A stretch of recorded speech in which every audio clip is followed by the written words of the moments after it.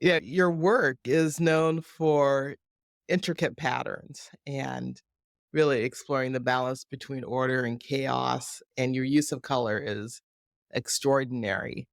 Can you discuss your approach to pattern design and how Well, you approach it as a quilt sure. maker first?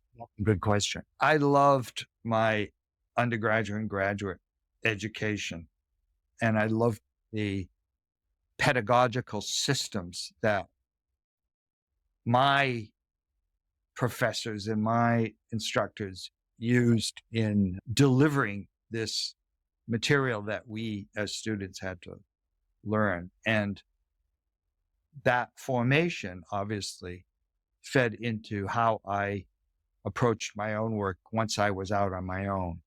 And I've always had a big interest in the the I guess I have to use that word pedagogical again, that the pedagogical rationales for how and why certain systems of design developed and how they get applied.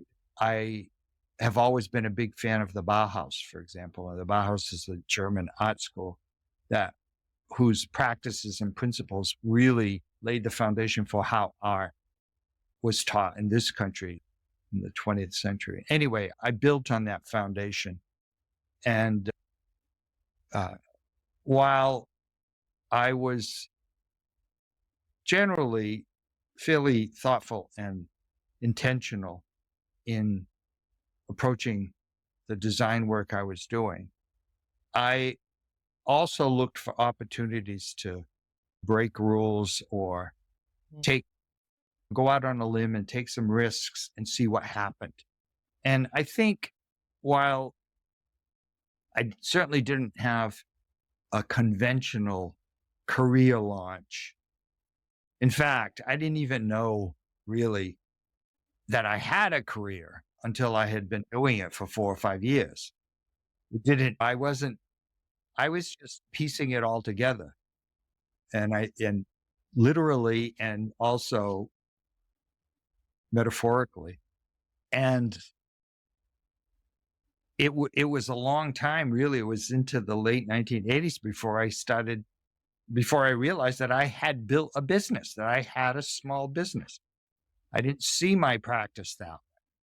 I was this maker who made things and did these things in isolation in my studio and then put them out in the world and hoped that people would respond to them.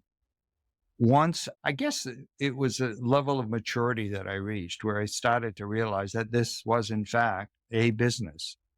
I was able to broaden that, my practice to embrace also the management of this small, and